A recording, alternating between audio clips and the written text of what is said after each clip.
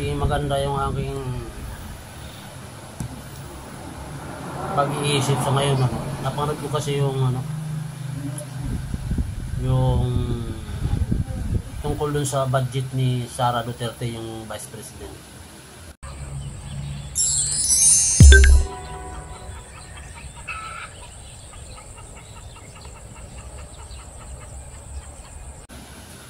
So ngayon, mahigit 1 billion yung kinaltas. Mahigit 1.5 billion yung binawas dun sa budget ng Office of the Vice President. Guys, ito lang masasabi ko sa inyo. Yung Office of the Vice President, guys, ang daming tinutulungan yan. Bibigyan ko kayo ng example na isang example na tinutulungan yan, guys. Yung mga mahihirap na kinakapos ng pangbaya doon sa punerarya, yung mga namatayan, kinakapos ng pambaya doon sa punerarya, yung pinakamababa ang bayaran dyan sa punerarya, guys,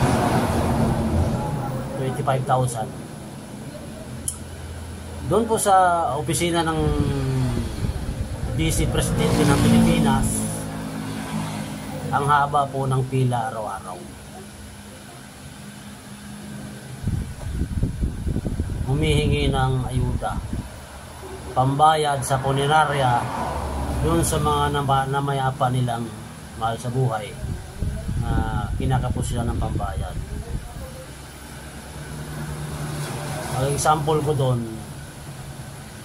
pinapos din kami ng pambayad doon sa punerarya nung namatay yung biyanan ko. So humingi ng tulong doon si Mrs. Pumunta doon. Nabigyan siya doon ng, kasi ang pagbibigay ng tulong doon, ni-interview din kasi, depende rin sa estado. So nabigyan si Mrs. doon ng kalahati na pambayad. Sinagot na namin yung kalahati. Lahat ng pumupunta doon, guys, para humingi ng tulong, ng ayuda, pagdating ito sa mga namatayan, pangbayad lang naman sa punerarya, binibigyan ng Office of the Vice President. Buong Pilipinas yun, guys. Ngayon yung 700 million na binigay ng Congress kay Vice President Sara, baka hindi abutin ng isang buwan, ubos yun. Doon pa lang sa pagbibigay ng ayuda sa mga namatayan, bayad punerarya.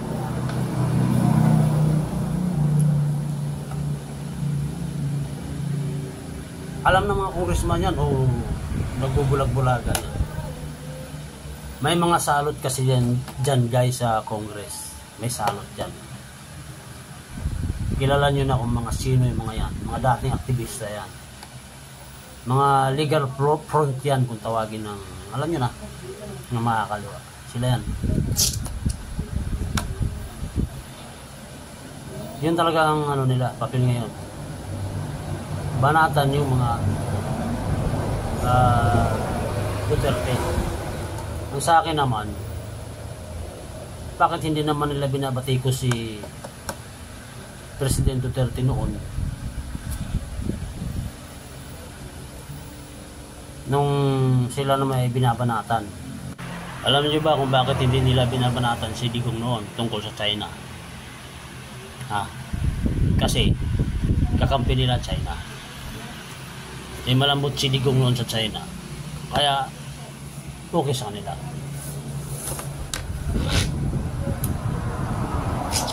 Yun ang topic natin ngayon, na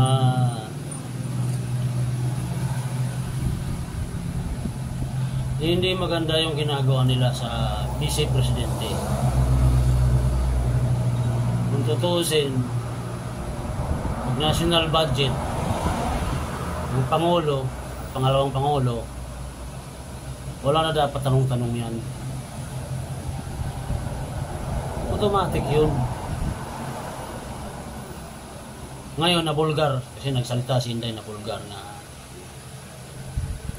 yung pala doon sa binibigay ng budget sa mga ahensya ng gobyerno, Humihingi pa ang mga congressman, guys. Ang kakapal ng muka. Booking. Ngayon, binawasan nila para hindi halata. May ebidensya pa naman si Inday tungkol sa budget dun sa DepEd noon. Yan, mahabang istorya na yun, guys. Mahaba yan. Pero yun lang ang aking parang nangihina nakita ko sa mga sistema. Kasi sa totoo lang, guys, maniwala kayo sa hindi, guys. Pumunta kayo sa mga syudad. Nandyan yung office of the Vice President. Pila yan dyan araw-araw, guys. Doon sa mga nangihingi ng ayuda, pambayad ng punerarya. Doon sa mga namayapa nilang mahal sa buhay, siyempre kinakapos. Maraming kinakapos. Pumipila dyan sa office of the Vice President, guys.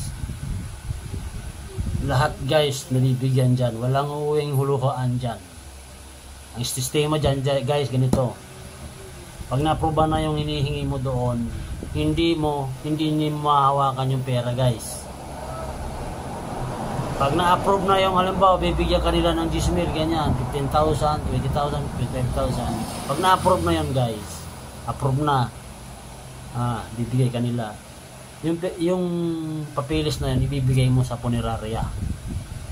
At bahala ng punerarya ang magkuha ng pera doon sa kanila. Ganun ang sistema, guys. Walang cash kang makukuha. Pag humingi ka ng tulong doon, walang makakuha ang cash. Papilis, firmado lahat, approve, ibibigay mo sa punerarya. Bahala ng punerarya kumuha yun doon. Yun, guys. Kaya kung Pilipino ka, huwag tayong pumayag sa magano sistema ng ating mga kongresista. Kongresista lang yung mayaman, guys. Kongresista. Biruin mo, yung budget sa isang ahensya ng gobyerno. Halimbawa pala yung isang gobyerno, lakihan nilang budget. Yung pala, meron pa sila doon. Doon sila manghihingi ng parte nila. Kapalmoks talaga, mga guys. Kapalmoks. Yun lang aking hinaing. Bakit ganun ang sistema?